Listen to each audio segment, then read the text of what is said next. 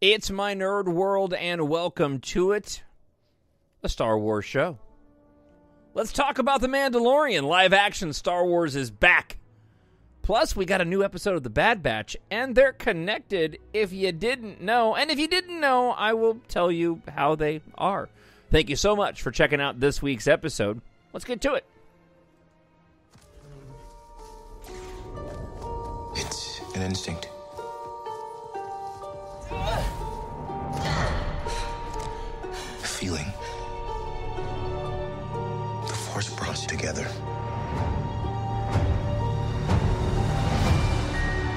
We're not alone. Good people will fight if we lead them. People keep telling me they know me. No one does.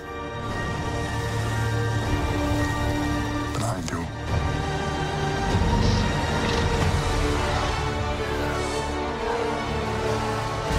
Long have I waited. And now you're coming together.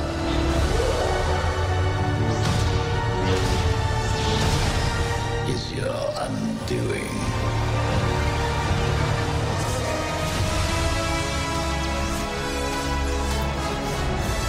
Confronting fear is the destiny of a Jedi.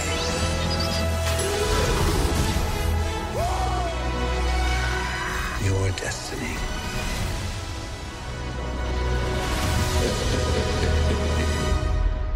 The Force will be with you. Always.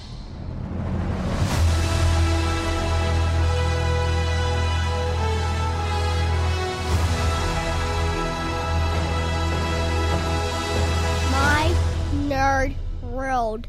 That's right. Welcome to it. I'm your host, Jon Justice, and this is a Star Wars show. Let's just get right to it. Season 3, the premiere, Episode 1 of The Mandalorian, The Apostate, on the same day that we get one of the best Bad Batch episodes, in my opinion, of Season 2 with, and I lost the title, Metamorphosis. That's right. The Return of the Zillo Beast. My 16-year-old and I were very excited over the return of the Zillo Beast. But let's talk about The Mandalorian first. I love the fact that everything that we've gone through in the first 2 seasons, it's all beginning to take shape. And something that I've been missing as a Star Wars fan, I'm beginning to see play out, and I'm drawn into as the Mandalorian mythology begins to grab hold, and we see these factions now in fairly stark terms in what is essentially a Jedi-esque lore without the Force. And I'm digging it. So let's run through the episode for The Mandalorian, and I'll share The Apostate. I'll share with you some of my thoughts. First off, man, am I glad that live-action Star Wars is back on the screen. And man, am I glad that is, no offense to Andor or the Book of Boba Fett or Obi-Wan Kenobi, but boy, am I glad it's The Mandalorian. Because while I very much enjoyed Andor for what it was, I did, I liked it, it was good, thought it was great Star Wars for what it was, but it wasn't feeding me all the Star Wars that I want. And while I thought that the Book of Boba Fett was okay, the best parts of the Book of Boba Fett were the 2 Mandalorian episodes. I rewatched those, along with some of the Book of Boba Fett series, heading into this week's Wednesday Season 1 debut. And Obi-Wan Kenobi, as I've mentioned, left me wildly disappointed. Attempted to go back and watch that again, and it's very hard to watch, even though I think Ewan McGregor is a fantastic actor, and it's Star Wars. It is tough. The Mandalorian is fantastic. This episode was fantastic. And while it was short, they packed a lot into it. I love the fact that in Mandalorian Episode 1, Season 1, we got the Battle of the Walrus Monster at the beginning, as it tried to keep the Razor Crest from taking off from the planet in the ice.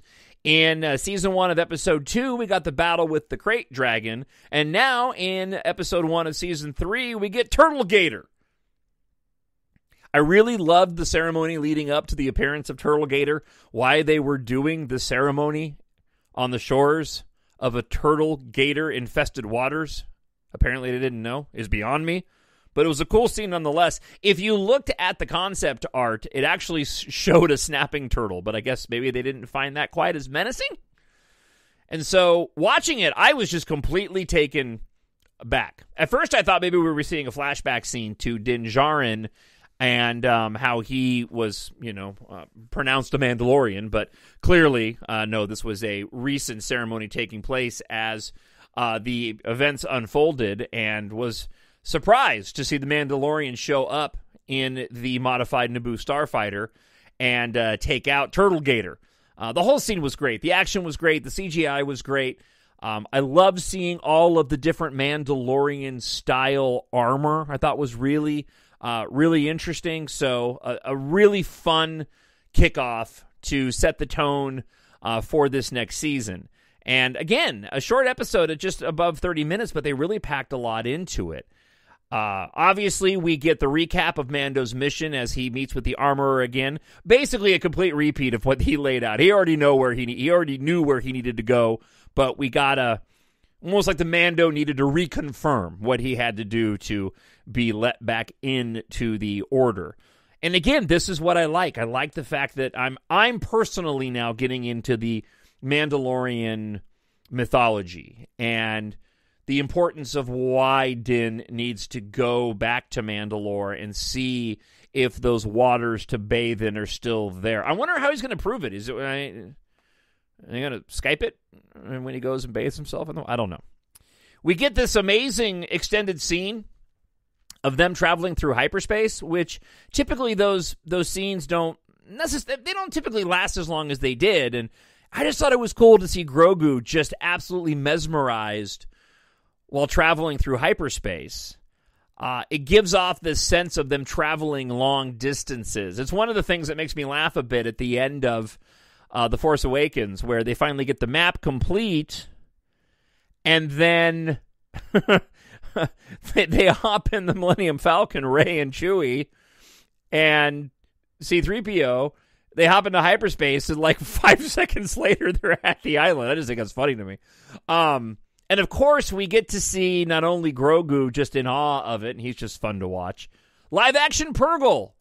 We see the live-action Purrgil traveling through hyperspace, which, of course, was key to the end of Rebels, and perhaps going to be key as we get into the Ahsoka show as they go off looking for Ezra and Thrawn. Revisiting Navarro, I thought that was interesting. Really enjoyed the exchanges between Greef Karga, now Magistrate, and Din Djarin. The quick mention of Cara Dune I thought was funny. We'll just say she's off doing other things now. She's part of a different crew. But, hey, at least they brought her up. I miss Cara Dune. I wish what had happened to Gina Carano hadn't happened, but it did. It's in the past, and I thought that it was interesting they gave it a passing mention. So the pirate crew they run into on Navarro, which subsequently all of them die except for one of them. The rumor is, and this isn't spoilers, I'm just keeping this kind of spoiler-free, but the rumor is that pirate may somehow be involved with the Skeleton Crew series coming up. There's been some rumors about that. So that'll remain, we'll have to wait and see.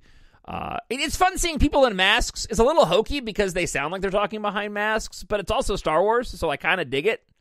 My wife, not so much, but I kind of dig it.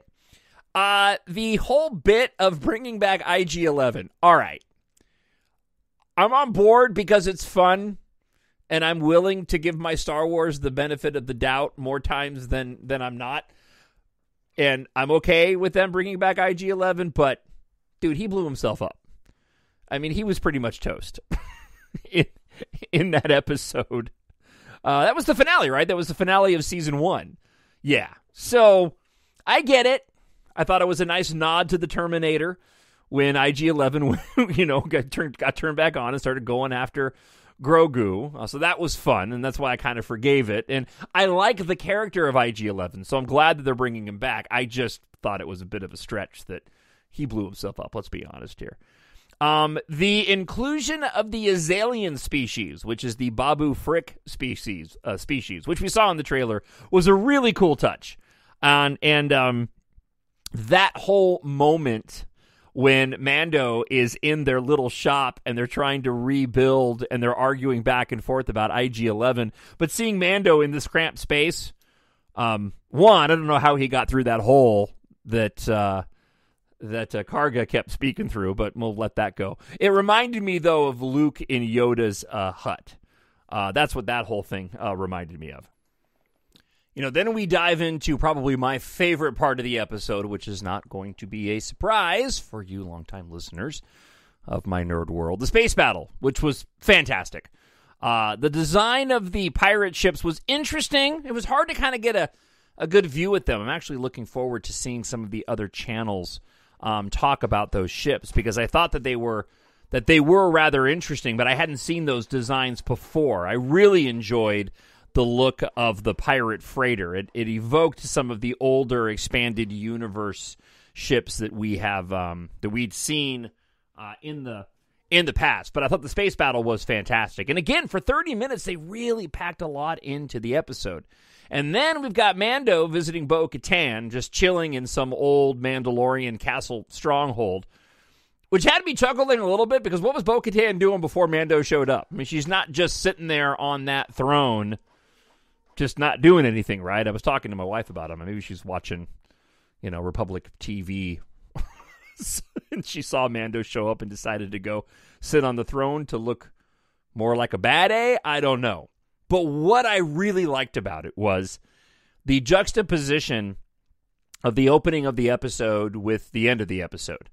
The establishing of the Mandalorian beliefs, which we know, but again, the more of the zealots in the beginning compared with more of establishment, for lack of a better description, of the part and the faction that she adheres to as it relates to the Mandalorian beliefs. I'm personally now really starting to enjoy this mythology aspect of the storytelling and its parallels to the Jedi traditions of belief, lines blurred, of which is the true and right way to go. And I'm glad after 2 seasons we're heading this way.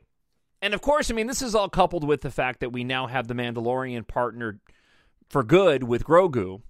And how is Grogu going to play into this? And it's a really fascinating dynamic between these two characters. The Mandalorian never was... he was always kind of a bad A, but, instantly in that first episode, we saw that he was the bounty hunter with a heart of gold kind of deal. And I was a little bit surprised that they ended up going this route, where he ended up having such a connection, such a familial connection, a fatherly connection with Grogu. But I'm really happy that that's where we've landed. But it'll be interesting to see as this mythology building aspect of it plays out, and what I'm going to get into here in a moment as we get into Bad Batch, because there's another part of this that really has me excited, and I don't think it was any coincidence that they dropped the Mandalorian and Bad Batch at the same on the same night.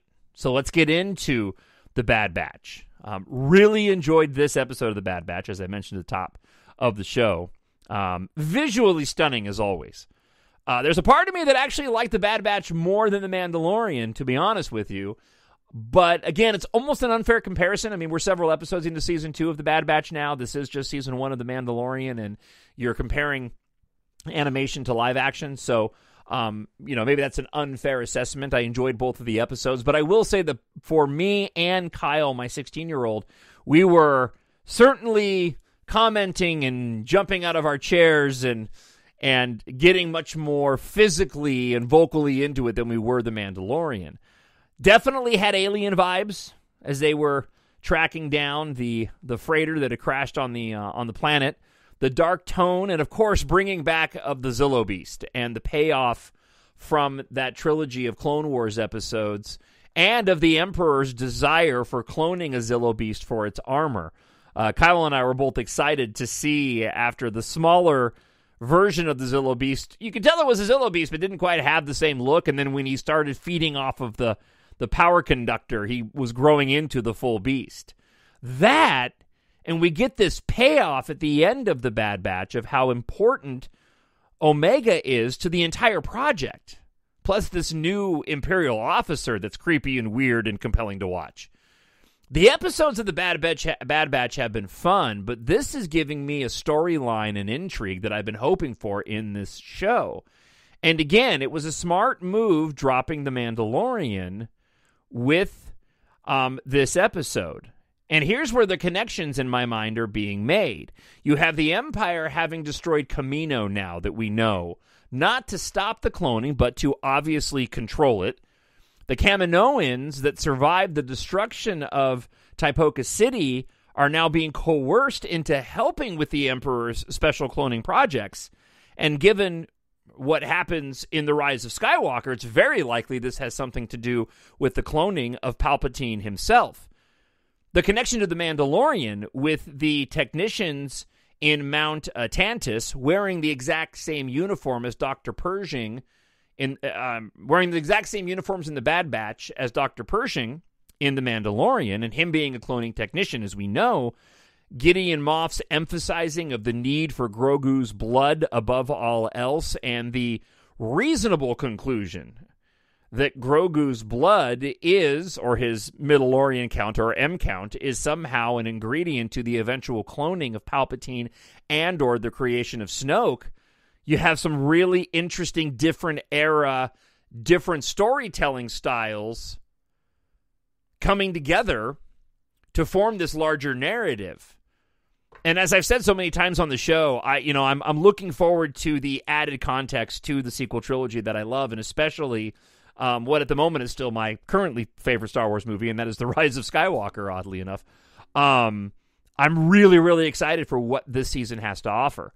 I won't spoil anything for those that don't want to be spoiled, but from what I've heard, while the season premiere of The Mandalorian for Season 3 was good, apparently next week's episode really steps it up. And from what I've heard, it does.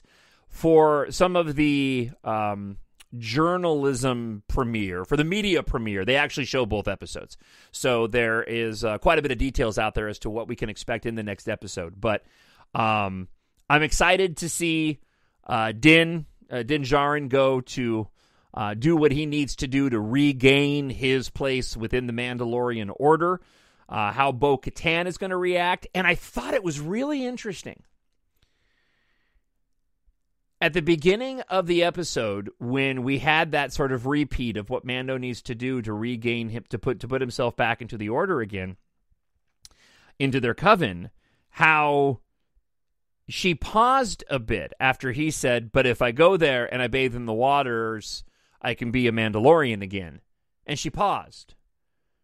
And she waited, and then she said, "This is the way." It was a very, very intentional pause. Almost like she didn't want him to pull it off. I don't know. I'm reading too much into it. I don't think so. What do you think? TalkShowNerd@gmail.com. Leave me drop me an email or leave a comment up on YouTube. Yeah, that was a nice double dose of Star Wars. Got me back in a Star Wars mood. Love that space battle. Oh, so good. Yeah, looking forward. Actually, I'm watching the clock right now. I don't think I can sneak it in before I got to go and deal with dinner. So, anyway, thank you so much for checking out this week's episode. I look forward to hearing from you. TalkShowNerd@gmail.com. I'd love to know your thoughts on both the Bad Batch and the season premiere for The Mandalorian, The Apostate. I made a stupid joke to my wife about, that's what happens when men get older and they have to go to the bathroom all the time. And she looked at me as a wife would after making a stupid joke like that. So just the way that you are looking at whatever device that you are listening on right now. Thank you so much for hanging out. I hope wherever you are happy, you are healthy, and you are safe. We'll talk to you again next week. The Force will be with you. Yeah, it will. Always. My nerd world. Yeah, it is. Talk to you then. Bye.